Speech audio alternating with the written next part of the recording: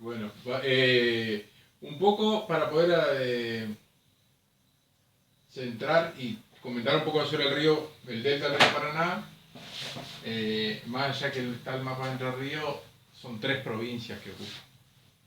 También está una parte de Santa Fe y una gran parte de la provincia de Buenos Aires, del norte de la provincia de Buenos Aires. Pero igual yo acá puse unas imágenes. Pero bueno, ese está bueno para ilustrar porque está más enfocado en la provincia de Entre Ríos, ¿no?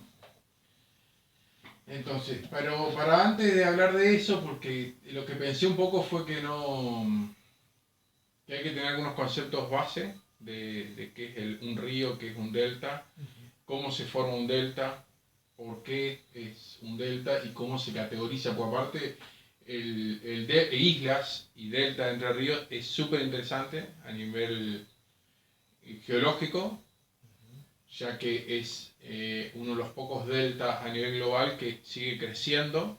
Esto es un proceso que el delta, el delta inferior sigue, continúa creciendo, no está en retracción. Eh, bueno, el Mississippi también hay una porción en crecimiento. Pero después porque ecológicamente está vinculando dos ecorregiones diferentes, son la pampeana y la neotropical, entonces va a haber una diversidad de especies que se van a vincular entre los dos en ese espacio. Y después que, por varias razones, que ahora vamos a ver algunas, hay una gran diversidad de especies, sobre todo botánicas, que por la latitud en la que está no tendrían que estar. Es decir, hay una mayor biodiversidad de lo que normalmente en ese tipo de latitudes, tanto en el hemisferio norte como sur, se conserva.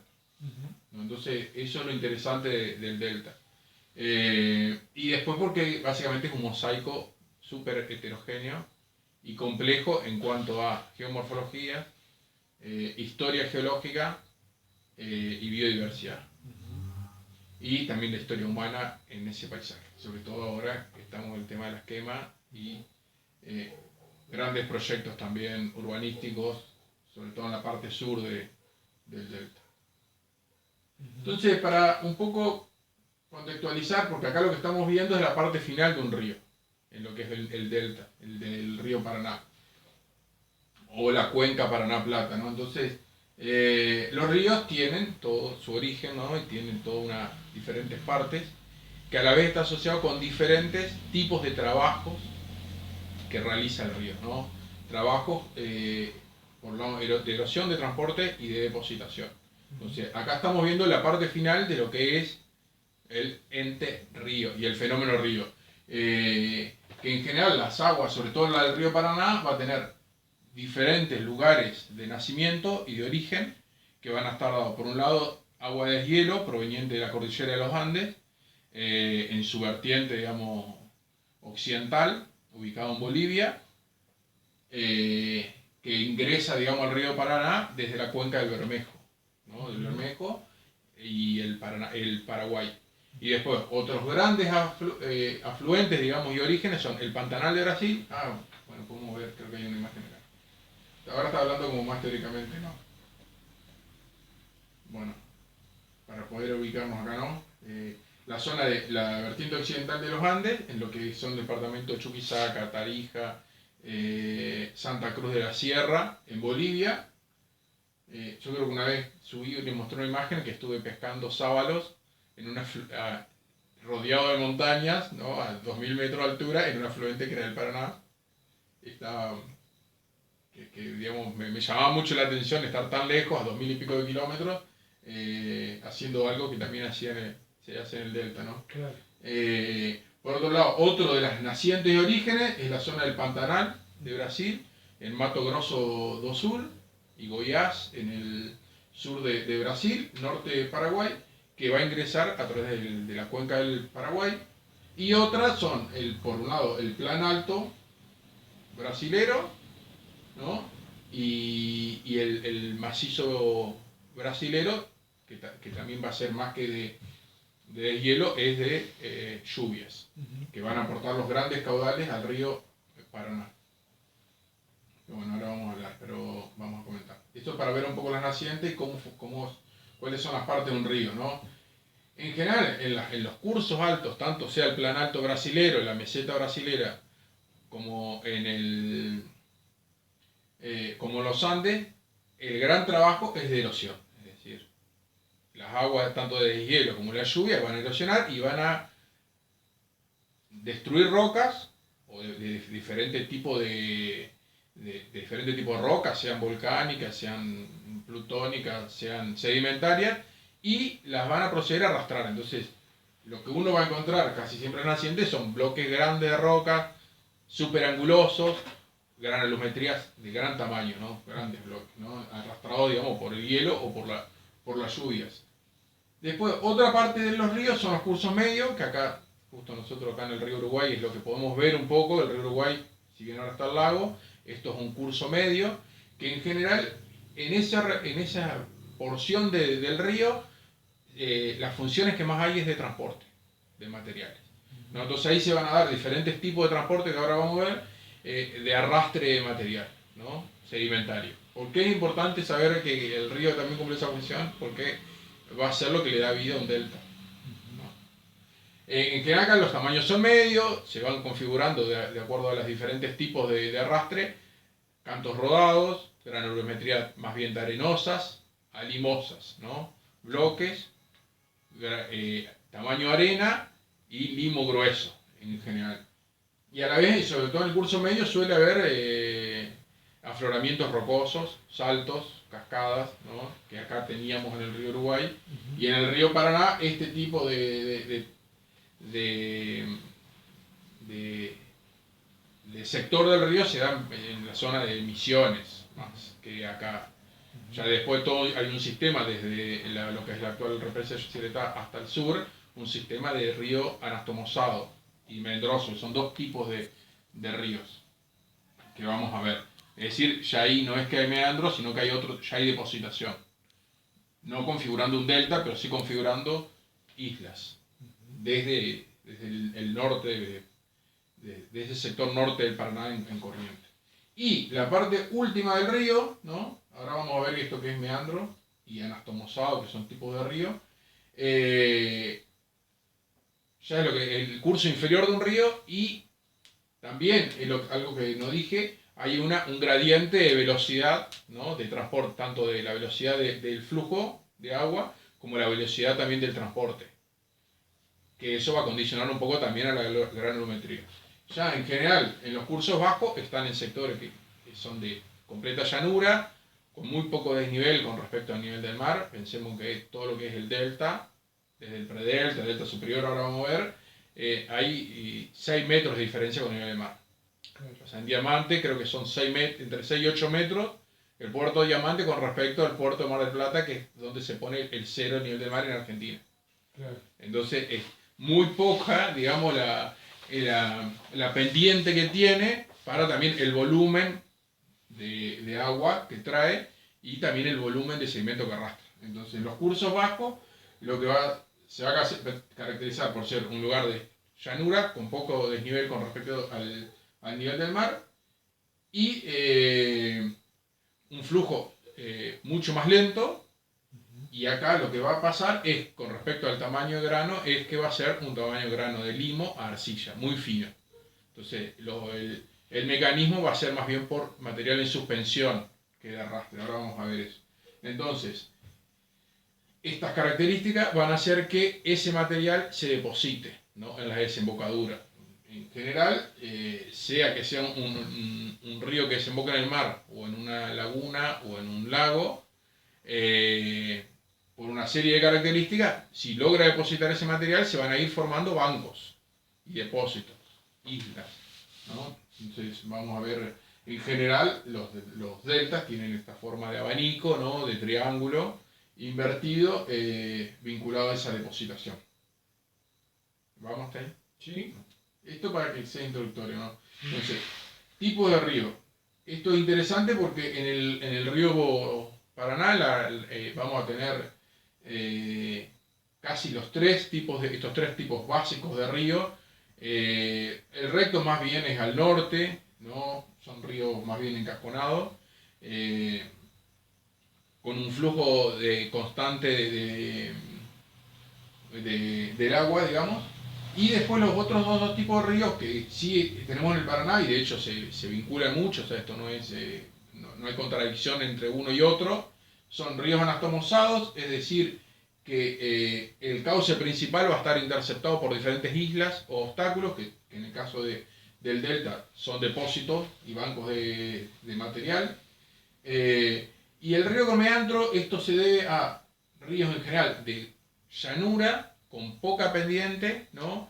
Que el río, con poca pendiente y, digamos, con poca diferencia de altura entre lo que es la parte continental y el río, entonces el río va a ir buscando, ahora vamos a ver algunos ejemplos, y va a ir generando estos meandros, que estas son estas grandes vueltas que en el tiempo se van abortando y van generando, se interceptan, se cortan y van generando, van corriendo su cauce. O sea, acá tenemos, creo que hay dos ejemplos. Este es un ejemplo del río Paraná, donde se ve anastomosado, es decir, si bien hay un cauce principal, hay un montón de subcauces, ¿no? Y diferentes islas, digamos, o bancos de material. Acá se ve bien esto. Entonces, la corriente va a fluir no por un cauce principal, digamos, porque más allá que el meandro también puede generar islas, sobre todo cuando se intercepta, el flujo va en un cauce principal, acá va, en el anastomosado va en diferentes cauces. No hay ninguno que prevalezca, más allá que acá en el Paraná hay un cauce en general principal, el flujo de agua va a ir por varios canales, ¿no? Entonces, donde más se ve es ya en la porción inferior del río Paraná, donde tenemos el Paraná Bravo, el Paraná de las Palmas, pero en la cuenca alta también hay varios cauces, como no sé, el Timbo Colorado, el Paranacito, y alguno más que ahora no me acuerdo el nombre. Y los ríos Medrosos, si bien este no es un ejemplo del río Paraná, me gustaba porque se ve claro, digamos, cómo funciona este sistema de meandros. Entonces, estos son antiguos cauces, o sea, son paleocauces, de antiguos meandros del río, ¿no? Que lo que va a configurar son diferentes también lagunas, ¿no? A posteriori, cuando se van interceptando. Llega un momento que este lazo acá, ¿no? Este meandro, termina cortándose, ¿no? Y el flujo después va a buscar por otro lado. Ahí se ve uno que hace más recientemente, por lo menos en esta imagen, fue cegado y el río buscó otro cauce, ¿no? Y ahí también, dentro de poco se va a cortar, y después se ciegan y las lagunas se colmatan de material y se forman estas lagunas también.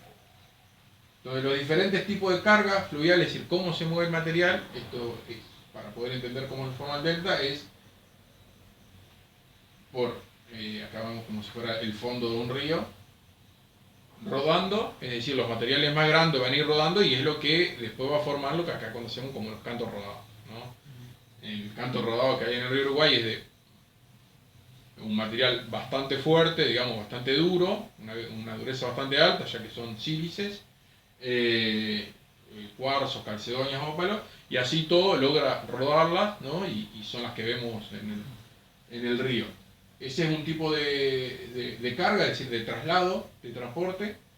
Otro es la saltación, es decir, pequeños bloques que se van golpeando a sí mismos y van saltando, ayudados también por la corriente.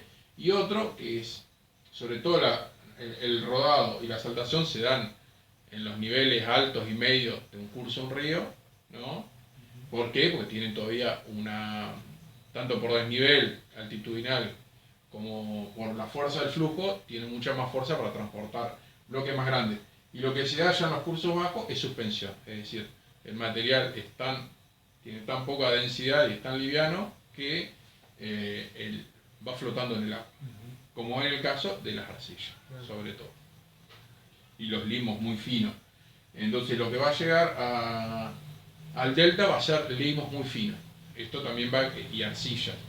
Va a caracterizar también los suelos y el tipo de material y el grado de permeabilidad de esos suelos. Por eso también se van a configurar como humedales, reteniendo también agua. Cuanto a las partículas más finas, son más impermeables. Eso está claro entender. Yo no sé si había una imagen, pero a ver si lo puedo en el Google. abierto cómo se ve en el Río de la Plata. Voy a sacar los puntos, si no, no se ve. Bueno, acá se ve poquito justo en esta imagen, pero sí se ve, sí se ve acá en el delta inferior cómo está llegando todo el material suspendido. O sea, este cambio de color tiene que ver con material en suspensión, que está siendo arrastrado al Río de la Plata. Bueno, esto lo vamos a dejar igual por acá para poder ir viendo. A ver si podemos ver algún ejemplo de río no está mozado. Acá se ve como, si bien hay un cauce principal, hay otros cauces secundarios que están también llevando el flujo del agua. Acá esto es un buen ejemplo también. Pero a la vez también se vincula con un sistema de meandros, como acá por ejemplo. Este es el brazo, creo que es el Coronda, creería, habría que verlo bien después, pero se ven los meandros. Y se ven estos antiguos paleocauces de otros meandros que interceptan. Toda esta dinámica sigue funcionando, digamos, y funciona en todo el sistema, tanto de islas como del delta, ¿no?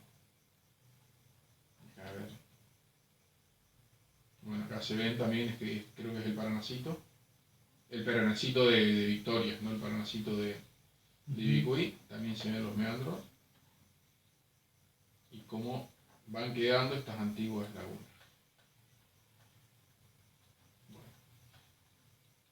Después vamos a ver esto otro día, que son los sistemas de médanos que están asociados.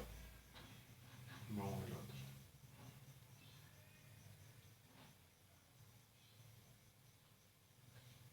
Entonces, un delta, para entender, ¿no?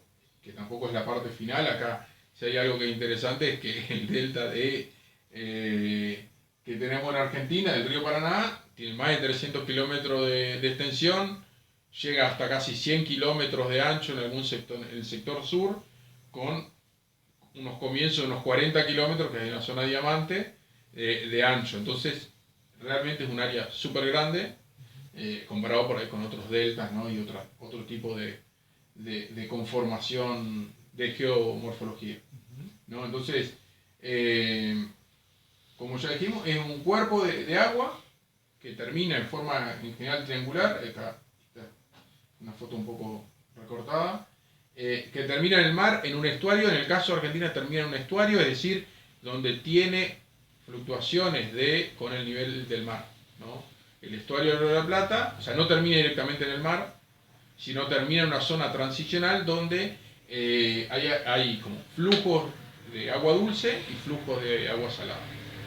O sea, es agua dulce que a la vez está funcionando con un sistema de mareas, ¿no? Y de aumento del nivel del mar, como el océano. Pero el río no termina en el océano. Entonces, esto también tiene que ver un poco con su historia en los últimos 30.000 años, ¿no? Yo no les voy a mostrar eso, pero bueno, hay una investigación de cómo era el curso del río Paraná durante la época glacial y cómo iba a desembocar hacia el norte de Uruguay. Ahí recién desembocaba en el mar. O sea, había una vuelta que rodeaba Uruguay y desembocaba casi al norte de La Paloma. Ahí era donde recién llegaba al mar. Entonces todo este estuario era una planicie inundable y también funcionaba de manera de delta, pero estamos hablando hace mucho tiempo atrás. Entonces, esto, para la formación de delta, lo que tiene que haber es que el flujo de la marea y de la acción, digamos, tanto del mar o del lago, no sean más fuertes que la del flujo que trae, si no el sedimento no logra depositarse. O sea, tenemos que llegar a un flujo súper lento donde esas partículas de arcilla logren sedimentarse, si no, no es posible.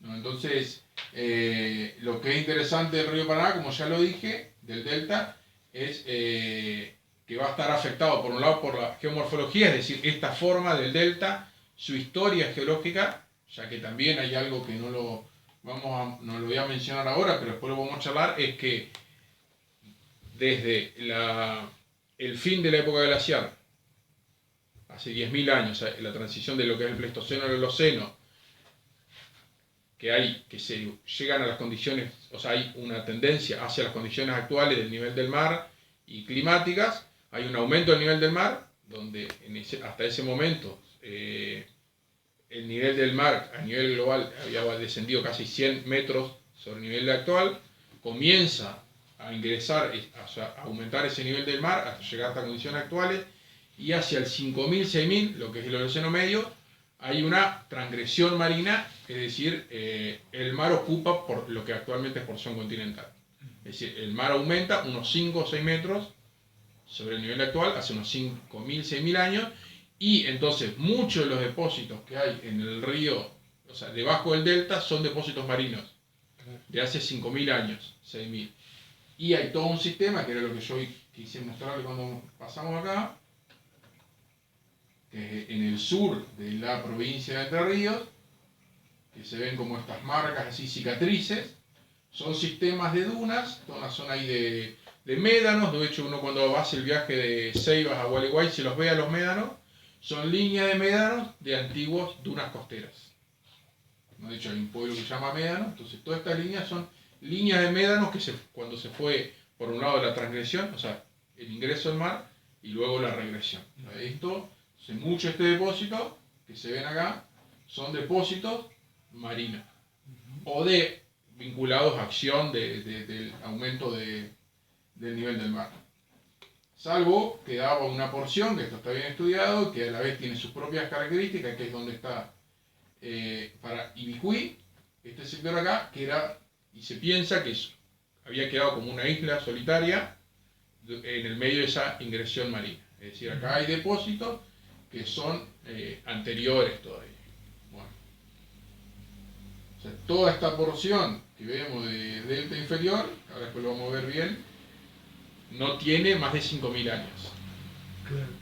O sea, sin 5.000 años que empezó a crecer. Entonces ahí después va a estar la diferencia entre lo que es el predelta y lo que es un delta propiamente dicho, digamos, por qué se lo diferencia así.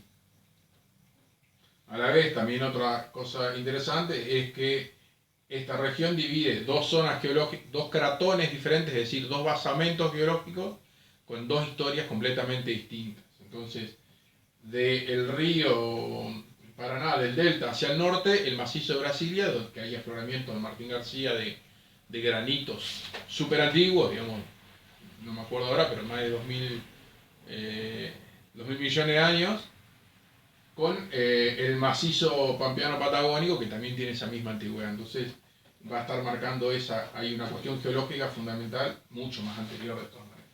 Pero bueno, sigamos un poquito más. Esto yo lo pensé como una introducción para poder entender qué es el delta y lo complejo, digamos, de esto. Entonces, todo esto va a dar ahora vamos a ver también cómo se suma la biogeografía y las ecorregiones para poder entender la complejidad que tiene el delta, ¿no? Entonces, también hay que pensar y tomar el concepto de humedal, ¿no? Que esto todo tengo los trabajos para pasarles, digamos, de que los tomé, son de varios investigadores y grupos de investigación que trabajan con esto. Ellos toman el concepto que viene de la Convención Ramsar, que es de la protección de los humedales, ¿no? Eso ya lo saben. Entonces, le agregan sí de todas maneras esta cuestión que un humedal es un ambiente definido, por un lado, que haya un sustrato con un suelo hídrico no saturado o saturado en temporada, es decir, por la dinámica que tiene y la dinámica hidrológica, es decir, de cómo fluctúa el nivel del río, que ahora vamos a mencionarlo un poco, entra dentro del concepto humedal en la zona del delta, ¿no? Y que esté, digamos, cubierto temporalmente o estacionalmente o continuamente con agua, ¿no? Como humedal. Que existan suelos con actividad anaeróbica, es decir, que haya suelos donde no haya actividad en el suelo de oxígeno. El oxígeno es fundamental tanto en la formación de suelo, por un lado para la generación de materia orgánica y otro para que permita la vida de determinadas especies. Bueno, en los humedales suele haber ámbitos anaeróbicos, es decir, que no hay oxígeno, y entonces se van a crear otro tipo de diversidad de especies, de microorganismos estamos hablando, ¿no? Y después, sobre todo, con una cuestión que es fundamental también para definir la ecorregión, es que haya especies de plantas que tengan adaptaciones a las fluctuaciones de agua. Es decir, que puedan estar durante el tiempo de inundación y aguante también el tiempo de sequedad o la presencia de agua permanente. Eso sin ser, digamos, plantas acuáticas, estamos hablando, ¿no? Sino plantas terrestres que tengan determinada adaptación, que permitan adaptarse a esta fluctuación. Entonces, un par de datos interesantes, pero esto, bueno, es para mencionarlo, es que toda la cuenca del Paraná son 4.000 kilómetros, más o menos en su máxima extensión. Es la segunda cuenca más importante del continente americano, entonces ahí también está la relevancia del tanto el río Paraná como la cuenca Paraná-Plata y la del Delta, ya que va a estar recibiendo, ¿no? Drena una superficie super inmensa, 2.600.000 kilómetros cuadrados, pero sobre todo es la cantidad, digamos, de metros cúbicos por segundo, que hay un promedio de 16.000 metros cúbicos por segundo, con picos de 60.000. Bueno, es decir, hay un alto volumen de agua que está siendo descargado continuamente del río Paraná, drenando toda esa gran cuenca que abarca desde Bolivia, Paraguay, Brasil, y si agregamos el Uruguay y Argentina, una gran parte de Argentina también. Entonces, bueno, todo esto era para llegar a estos datos, digamos, que la carga de sedimentos en suspensión son 100 millones de toneladas por año. Es decir, que hay un gran volumen y el mayor volumen lo aporta el río Bermejo. ¿Por qué? Porque bueno, ahí está viniendo todo el material que viene en la cordillera, es decir, de las zonas que son más altas con respecto al río Paraná sobre el nivel del mar. Tanto que el plan alto brasilero, digamos, el macizo, la meseta brasilera y el pantanal son zonas de mucho más bajo, digamos, con respecto al nivel del mar, con respecto a la zona andina. Esto me acuerdo estaba buenísimo cuando trabajaba en las islas, sobre todo en la zona ahí donde comienza el delta superior, los paisanos sabían, de acuerdo al color que bajaba el agua por la carga de sedimentos, de dónde estaba habiendo inundaciones o lluvias. Entonces, si venía de tarde de determinado color, venía del Pantanal; si venía de determinado color, venía de la cuenca del Paraná; y si venía de otro color, venía del Bermejo, por ejemplo. No me acuerdo ahora los colores, pero probablemente del Bermejo venía aguas más rojizas, marrones, y del Pantanal aguas más negras, porque el Pantanal es uno de los grandes humedales de Sudamérica y hay una gran presencia de materia orgánica, ¿no? Entonces, en general tiñe las aguas de negro la materia orgánica. Pero ese me acuerdo que siempre de dónde venía, de acuerdo al color del agua, ya sabían, era como un conocimiento ahí de dónde estaba viniendo. Esto lo habíamos visto hoy, pero más o menos el tamaño que abarca con respecto al continente sudamericano, al subcontinente, lo que es la cuenca del Paraná-Plata. Del Paraná. Si hablamos de la cuenca del Paraná-Plata, también hay que hablar del río Uruguay, ¿no? Pero bueno, sigamos. Esto con respecto a otro concepto fundamental, para entender, es el de ecorregión, ¿no? Que la ecorregión es como una porción de tierra donde hay características en general comunes, ¿no? Tanto ambientales, de condiciones ambientales, o sea, climáticas, ¿no? De temperatura, de ubicación con respecto a la latitud, a la longitud y a la altitud, que están vinculados a determinados procesos ambientales similares y comparten algunas especies, sobre todo de plantas y animales, comunes. En Argentina tenemos varias, ¿no? Pero lo interesante de la zona del delta, que también es una zona que es ecotonal. El ecotono es un concepto que vincula, que son las áreas que están intermedias entre diferentes ecorregiones y que comparten algunas características de esas diferentes ecorregiones. Entonces, el delta también es una zona transicional, ¿no? Es una ecotono, una zona transicional entre diferentes ecorregiones. Bueno, el delta comparte características, ¿no? Y sobre todo especies botánicas de otras ecorregiones.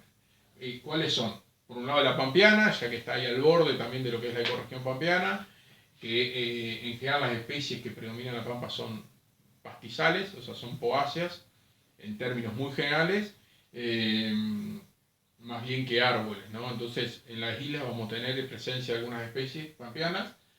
Por otro lado, también está vinculado, que es este otro color más lila, ¿no?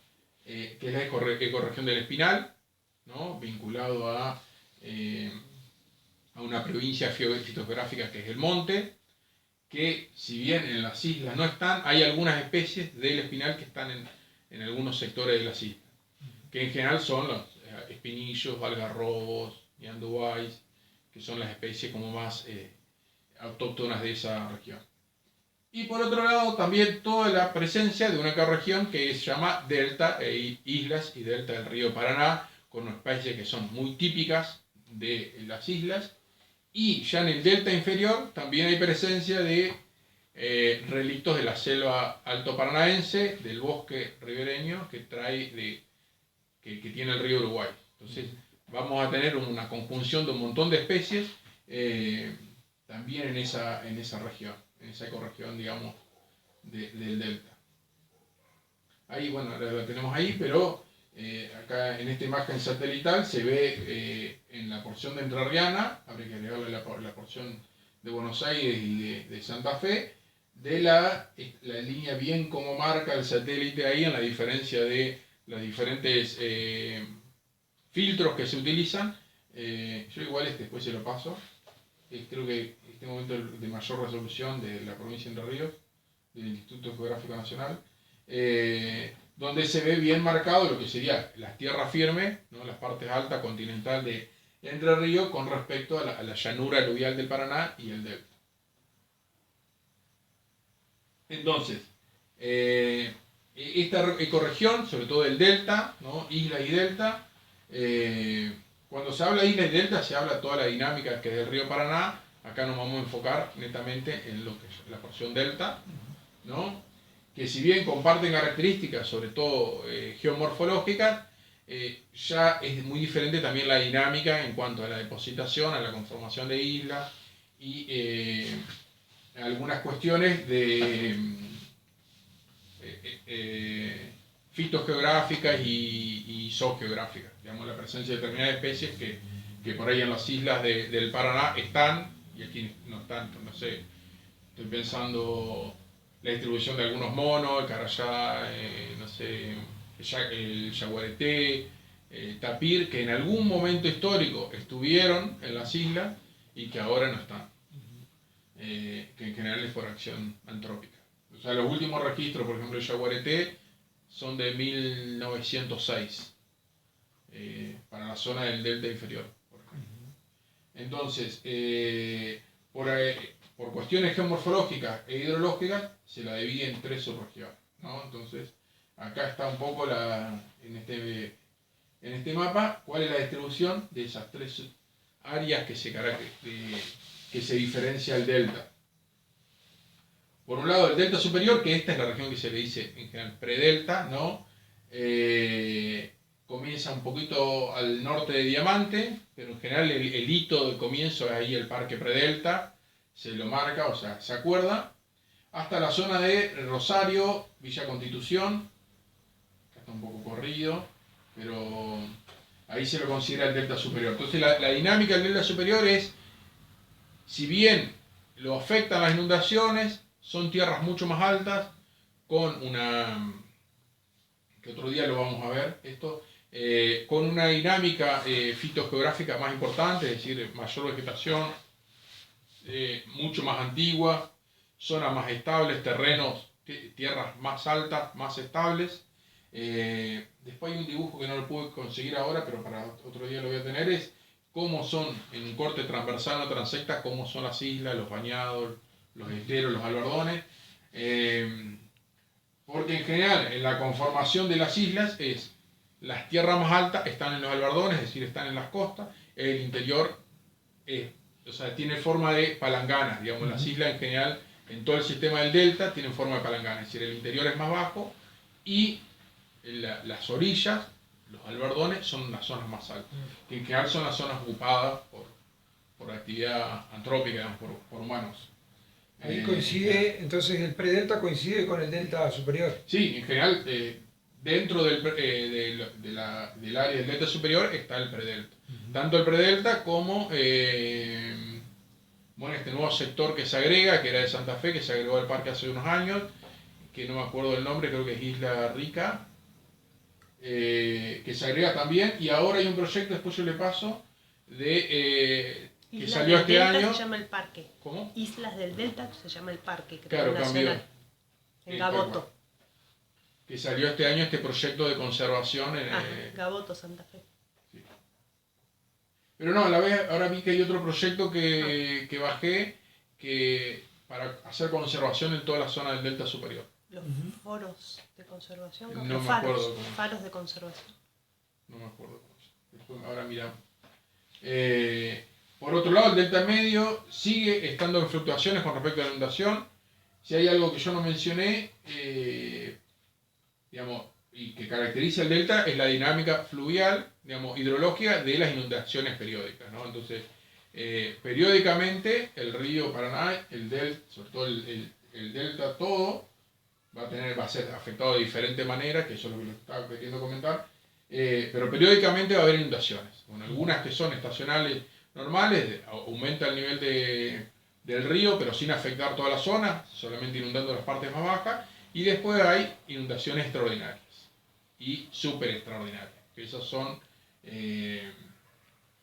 cada determinado cierto tiempo y está afectado por, bueno, de alguna manera ese efecto mariposa que es el fenómeno, el ENSO, ¿no? El niño, el ENSO es en inglés la sigla, del fenómeno del niño, oscilación sur, es decir, que es un fenómeno global, el fenómeno del niño es un fenómeno global, afecta a todo el planeta, y que fue identificado en la costa peruana, costa ecuatoriana, y está vinculado a movimientos de corrientes superficial y subsuperficial en el Océano Pacífico, pero que afectan los regímenes de lluvia, ¿no? Y de inundaciones en diferentes lugares. En algunos lugares hay mayor desecación y en otros lugares mayor pluviosidad, que en el caso del río Paraná se ve afectado por el aumento de lluvias en la vertiente occidental de los Andes, en el Pantanal de Brasil, y así también en la región, digamos, porque también parte del sistema hidrológico está afectado por las lluvias locales, ¿no? que van entre unos 700 a 1100 centímetros cúbicos anuales, pero esas no son las que van a estar afectando estos regímenes de inundaciones. Los regímenes de inundaciones en general son por las lluvias que se dan en otros lados y el fenómeno del niño.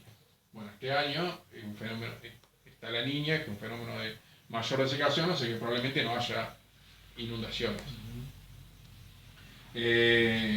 Como inundaciones excepcionales o extraordinarias está la del 82-83, que ahí el agua subió muchísimo, cubrió mucha isla y fue uno de los momentos históricos donde más gente salió a la isla y que no volvieron, digamos, isleros históricos que salieron con su familia y ya sus familias quedaron a vivir en Victoria, en las cuevas, en Diamante, y muchos no regresaron